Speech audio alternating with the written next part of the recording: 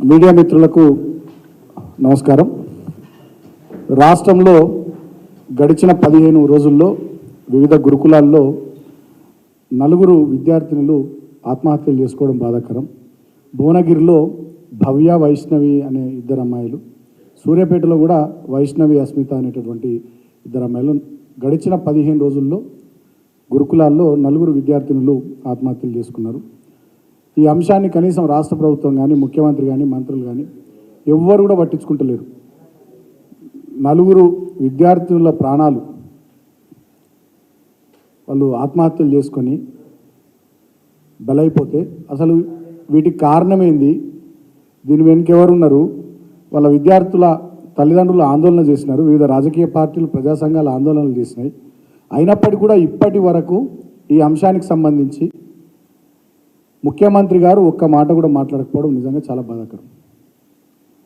ముఖ్యమంత్రి రాష్ట్రంలో ఇటువంటి సంఘటనలు జరుగుతూ ఉంటే ఆయననేమో ఢిల్లీ పెద్దలను కలవడానికి ఢిల్లీ టూర్లలో ప్రత్యేక విమానాలలో ప్రజాధనాన్ని దుర్వినియోగం చేసుకుంటూ ఢిల్లీకి చక్కర్లు కొట్టే పనిలో బిజీగా ఉండడం నిజంగా చాలా బాధాకరం.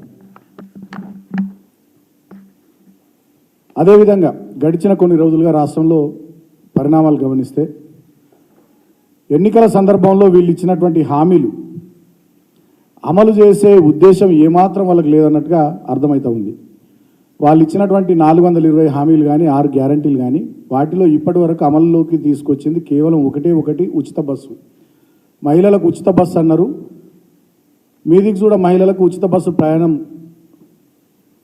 సౌకర్యం కల్పించి ఒక హామీని నిలబెట్టుకున్నామని కాంగ్రెస్ పార్టీ, ముఖ్యమంత్రి వీళ్ళందరూ చెప్తున్నారు. కానీ చాలా గ్రామాలకు ఆర్టీసీ బస్ సర్వీసులు రద్దు చేసిరు, తగ్గించారు. అదేవిధంగా 6 గ్యారంటీల్లో మిగిలినటువంటి ఒక్క పథకాన్ని కూడా, 420 హామీలకు సంబంధించినటువంటి ఒక్క పథకాన్ని కూడా అమలు చేయకుండా ఢిల్లీకి చక్కర్లు కొట్టే పనిలో ముఖ్యమంత్రి బిజీగా ఉన్నాడు. పార్లమెంట్ ఎన్నికలకు కాంగ్రెస్ పార్టీకి, ఢిల్లీకి ఏఐసిసి పెద్దలకు సంచులు మోసే పనిలో ముఖ్యమంత్రి, మంత్రులు బాగా బిజీగా ఉన్నారు. ఇలా ప్రత్యేక విమానాలలో మరి ఎన్ని సంచులు పోతున్నాయో ఏందో ఇవాళ రాష్ట్ర ప్రజలు కూడా ఆలోచన చేయాల్సిందిగా నేను కోరుతా ఉన్నా. ఇవాళ వీళ్ళు శ్వేతపత్రాలు విడుదల చేస్తూ ఉన్నారు అసెంబ్లీ వేదికగా. సరే, మా నాయకులు చాలా గట్టిగా ధీటుగా సమాధానం చెప్పి వాళ్ళ తప్పుడు ప్రచారాన్ని, దుష్ప్రచారాన్ని, అర్ధసత్యాలను, అసత్యాలను సమర్థవంతంగా అసెంబ్లీ వేదికగా మా నాయకులంతా తిప్పికొట్టడం జరిగింది. మా హరీష్ రావు గారు కానీ, మా కడియం శ్రీగారు గారు కానీ, మా పల్లా రాజేశ్వర రెడ్డి గారు కానీ, మా కేటీఆర్ గారు కానీ, మా జగదీశ్వర్ రెడ్డి గారు కానీ, మా నాయకులంతా కూడా చాలా సమర్థవంతంగా వాళ్ళు చేస్తున్నటువంటి తప్పుడు ప్రచారాన్ని అసెంబ్లీ వేదికగా తిప్పికొట్టడం జరిగింది. నేను ఒకటే మాట అడుగుతున్నా, ఇవాళ ఈ ముఖ్యమంత్రికి వీళ్ళు ఇచ్చినటువంటి హామీలు, 6 గ్యారంటీలు, ఎన్నికల మేనిఫెస్టోలోని అంశాలు, వీటితో పాటు ఎన్నికలకు ముందు వీళ్ళు ఇచ్చినటువంటి మహిళా డిక్లరేషను, యూత్ డిక్లరేషను, మైనారిటీ డిక్లరేషన్లకు సంబంధించి ఏమన్నా ఒక్కటన్నా అమలు చేసే ఆలోచన ఉందా లేదా? ఇవాళ ముఖ్యమంత్రి ఆయన పనితీరు, ఆయన మాటలు, ఆయన పద్ధతి చూస్తే మాకైతే చాలా అనుమానాలు వస్తూ ఉన్నాయి. ఇప్పుడు మళ్ళీ ఏదో కొత్త వార్త వస్తూ ఉంది, త్వరలో ఎన్నికల షెడ్యూల్ వస్తుంది, పార్లమెంట్ ఎన్నికల షెడ్యూల్ వస్తుందని చెప్పి తెలుస్తూ ఉంది. ఈ దేశంలో, ఈ రాష్ట్రంలో పార్లమెంట్ ఎన్నికల షెడ్యూల్ తొందరగా రావాలని ఎవరు అనుకుంటలేరు. కానీ ఈ ముఖ్యమంత్రి రేవంత్ రెడ్డి ప్రొద్దునే జూబ్లీ హిల్స్ నుంచి వాళ్ళ ఇంటి నుంచి బయలుదేరంగానే ఆ పెద్దమ్మ గుడికాడ ఆ రోడ్డు మీద, పెద్ద రోడ్డు మీదకి వెళ్ళినే కార్లకు వెళ్ళిన అద్దాలు దించి పెద్దమ్మ తల్లికి మొక్కుకుంటున్నట. ఎంత తొందరగా నోటిఫికేషన్, ఎంత తొందరగా షెడ్యూల్ వస్తే అంత మంచిగా ఉండని. ఈ 6 గ్యారంటీల అమలు దాటేయచ్చు కదా. షెడ్యూల్ వచ్చింది, ఎన్నికల కోడ్ ఉందని చెప్పి దీన్ని దాటేసి తందుకు రోజు మొక్కుకుంటుందని చెప్పి అందరు బయట మాట్లాడుతూ ఉన్నారు. సో ఇప్పటికైనా నేను ముఖ్యమంత్రిని కోరుతా ఉన్నా, మీరు ఇచ్చినటువంటి హామీల మీద, 6 గ్యారంటీల మీద, ఎన్నికల మేనిఫెస్టో మీద, యూత్, మైనారిటీ, మహిళా డిక్లరేషన్లలో మీరు ఏదైతే చెప్పారో వాటి అమలు మీద శ్రద్ధ పెట్టాలని ముఖ్యమంత్రిని కోరుతా ఉన్నా. వీటిని అమలు చేయకుండా, వీటి విషయంలో పని చేయకుండా కేవలం ఈ రాష్ట్రంలో ప్రజల దృష్టిని మరల్చే ప్రయత్నాలు జరుగుతూ ఉన్నాయి. నేను ఇందాక చెప్పినట్టుగా భువనగిరిలో, సూర్యాపేటలో 4 విద్యార్థినులు ఆత్మహత్యలు చేసుకుంటే ఏ యూట్యూబ్ ఛానల్, గతంలో మమ్మల్ని ప్రశ్నించిన ఒక యూట్యూబ్ ఛానల్ ప్రశ్నించదు. గతంలో మా మీద మాట్లాడినటువంటి ఒక మేధావికి ఈ ఆత్మహత్యలు కనబడాయి.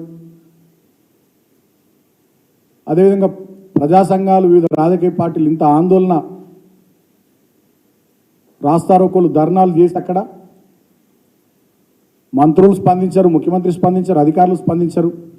అంటే దున్నపోతు మీద వాన పడ్డట్టుగా ఇవాళ ఈ ప్రభుత్వం యొక్క వైఖరి ఉన్నది. ఎంతసేపటికి ప్రజల దృష్టిని మరల్చే ప్రయత్నాలు, కాళేశ్వరం ప్రాజెక్టు మీద అబద్ధాలు మాట్లాడుతూ అడ్డగోలుగా దుర్మార్గంగా వాళ్ళు వ్యవహారం చేస్తున్న తీరు. మేడిగడ్డ బ్యారేజ్లో ఒక 2-3 పిల్లర్లు కుంగిపోతే మొత్తంగా కాళేశ్వరం ప్రాజెక్టునే అప్రతిష్ట పాలు చేసే విధంగా దుర్మార్గంగా విష ప్రచారం చేస్తూ ఉన్నారు. నేను ఆ ప్రాంతంలో పార్లమెంట్ సభ్యుడిగా ఉన్నాను, గతంలో శాసనసభ్యుడిగా ఉన్నాను, చెన్నూరు నుంచి పెద్దపల్లి నుంచి పార్లమెంట్ సభ్యుడిగా ఉన్నాను. ఇవాళ నేను సరైన సమాచారంతో మాట్లాడుతున్నాను. కాళేశ్వరం ప్రాజెక్ట్ అనేది కేవలం ఒక మేడిగడ్డ బ్యారేజ్ కాదు. దాంట్లో మేడిగడ్డ, అన్నారం, సుందిలో 3 బ్యారేజ్లు ఉన్నాయి, అనేక రిజర్వాయర్లు ఉన్నాయి, అనేక పంపింగ్ స్టేషన్లు ఉన్నాయి, పెద్ద ఎత్తున డిస్ట్రిబ్యూటరీ నెట్వర్క్ ఉంది. వాటన్నిటి సమాహారమే కాళేశ్వరం ప్రాజెక్టు. దాదాపు కాళేశ్వరం ప్రాజెక్టు వచ్చిన తర్వాత 15 లక్షల ఎకరాల ఆయకట్టు స్థిరీకరణ జరిగింది. కొత్తగా లక్షల ఎకరాల ఆయకట్టు ఉనికిలోకి వచ్చింది. మంచినీళ్ళకు సంబంధించి తాగునీటి సౌకర్యం కాళేశ్వరం ప్రాజెక్టు నుంచి పెద్ద ఎత్తున ఆ పరిసర గ్రామాలకు, నియోజకవర్గాలకు, జిల్లాలకు ఇది దోహదం చేసింది, సపోర్ట్ చేసింది. అదేవిధంగా పారిశ్రామిక అవసరాలకు కూడా ఈ ప్రాజెక్టు నీళ్ళనిచ్చింది. అంత అద్భుతమైనటువంటి ప్రాజెక్టు. మేము అన్ని అనుమతులు సిడబ్ల్యూసి నుంచి తీసుకొని, వివిధ కేంద్ర ప్రభుత్వ సంస్థల నుంచి అన్ని అనుమతులు తీసుకొని నిర్మించినటువంటి ప్రాజెక్టు. మేడిగడ్డ బ్యారేజ్లో 2-3 పిల్లర్లలో లోపం ఉంటే డెఫినెట్గా దాన్ని సరి చేయాల్సిన బాధ్యత ప్రభుత్వం తీసుకోవాలి. కానీ ఇవాళ నేను అనుమానాన్ని వ్యక్తం చేస్తూ ఉన్నా, అక్కడ మా ప్రాంత ప్రజానీకం కూడా అదే మాట చెప్తా ఉన్నారు. మేడిగడ్డ బ్యారేజ్లో 3 పిల్లర్లు కుంగిపోతే అక్కడ చిన్నగా వాటర్ డైవర్షన్ చేసి కాపర్ డ్యామ్ కట్టి ఆ 3 పిల్లర్లను సరిచేసే అవకాశం ఉంది, సరిదిద్దే అవకాశం ఉంది.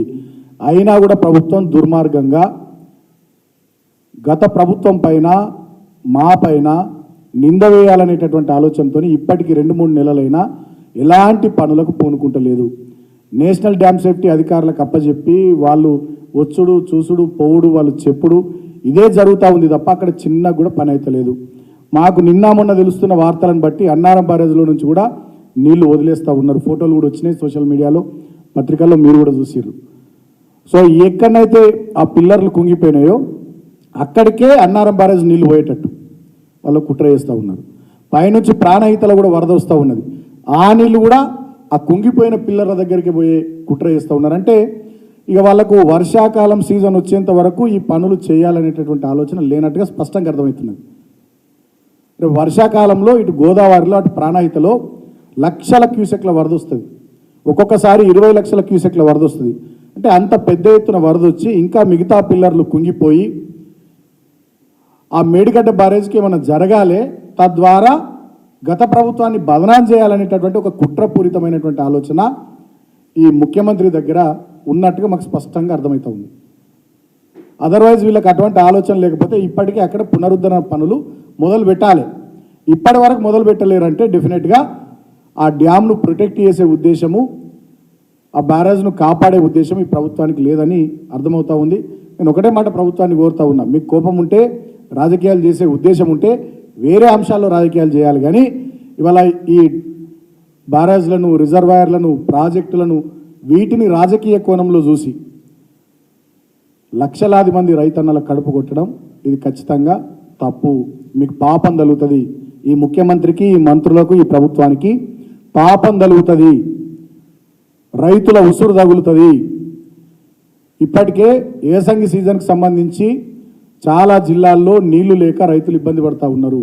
ఇప్పటికే మీరు రైతు బంధు ఇయ్యలే, 2 లక్షల రైతుల రుణమాఫీ చేయలే, పోయినసారి వడ్లకు క్వింటాల్కు 500 రూపాయలు బోనస్ ఇవ్వలే.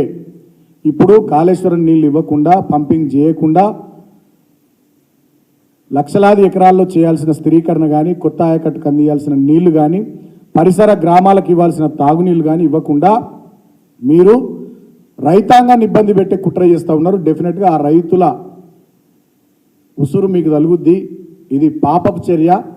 ఖచ్చితంగా దీనికి తగిన శాస్తి ఆ భగవంతుడు మీ కాంగ్రెస్ పార్టీకి చేస్తాడు. ఎందుకంటే రాజకీయాలు ఉంటే, కోపతాపాలు ఉంటే డెఫినెట్గా మాతో చూసుకోర్రి, అంతే తప్ప రైతులను ఇబ్బంది పెట్టొద్దని చెప్పి నేను ఈ ముఖ్యమంత్రిని కోరుతా ఉన్నా. అంతేకాకుండా నిన్న మొన్న ఉద్యోగాలకు సంబంధించి కూడా ముఖ్యమంత్రి 2,000 ఉద్యోగాలు ఇచ్చిన, 2,000 ఉద్యోగాలు ఇచ్చిన అంటున్నాడు. ఈయన నోరు తెరిస్తే పచ్చి అబద్ధాలు మాట్లాడుతున్నాడు ముఖ్యమంత్రి.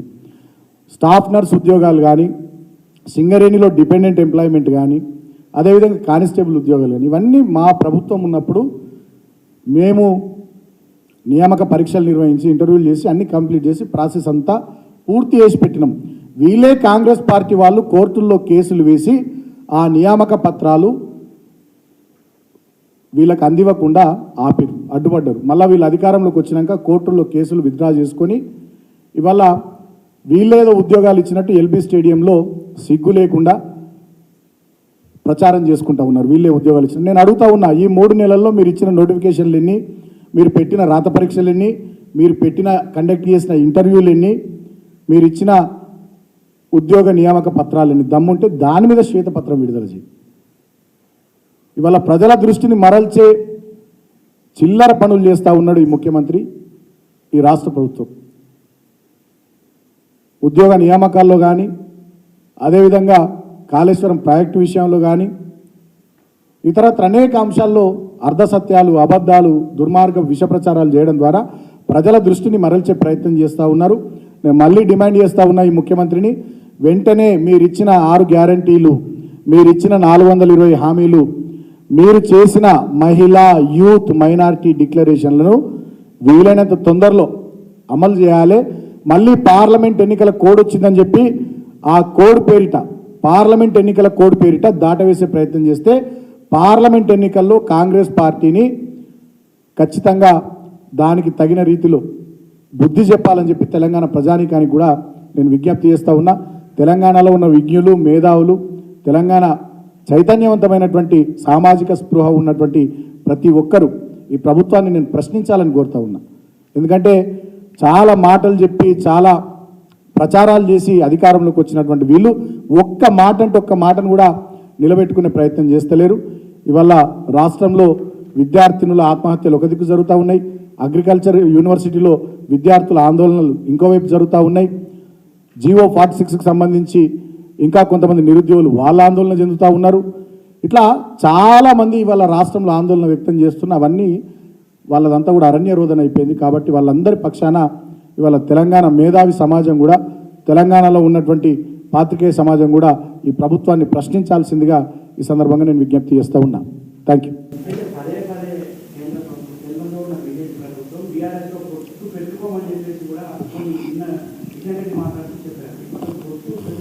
అసలు కిషన్ రెడ్డితోని ఎవరన్నారు మేము పొత్తు పెట్టుకుంటామని అన్నామా? బీజేపీతో మేము పొత్తు పెట్టుకుంటామని చెప్పినామా? కిషన్ రెడ్డితో ఎవరన్నా మేము అన్నామా? బీజేపీ నాయకులతో మేము పొత్తు పెట్టుకుంటామని అన్నామా? వాళ్ళు ఎందుకు అంత ఎగిరెగిరి పడుతున్నారు? నేను బండి సంజయ్ మాట్లాడతాడు, లక్ష్మణ్ మాట్లాడతాడు, ఇందాకేదో మీరు అంటారు కిషన్ రెడ్డి మాట్లాడతాడు. ఎవరన్నారు బీజేపీతో పొత్తు పెట్టుకుంటామని? మాదొక సెక్యులర్ పార్టీ, బీఆర్ఎస్ పార్టీ. డెఫినెట్గా మా కేసీఆర్ గారు సెక్యులర్ నాయకుడు. బీఆర్ఎస్ పార్టీతో పొత్తు పెట్టుకుంటామని ఎవరన్నారు? వాళ్ళేదో మీడియాకి లీకులు ఇస్తున్నారు, వాళ్ళే పేపర్లలో రాపిస్తున్నారు, మళ్ళీ వాళ్ళే ప్రెస్ మీట్లలో వచ్చి పొత్తు ప్రసక్తే లేదంటున్నారు. ఎవరు పెట్టుకుంటామన్నారు పొత్తు మీతోని? మాది సెక్యులర్ పార్టీ, మా నాయకుడు సెక్యులర్ నాయకుడు. Thank you.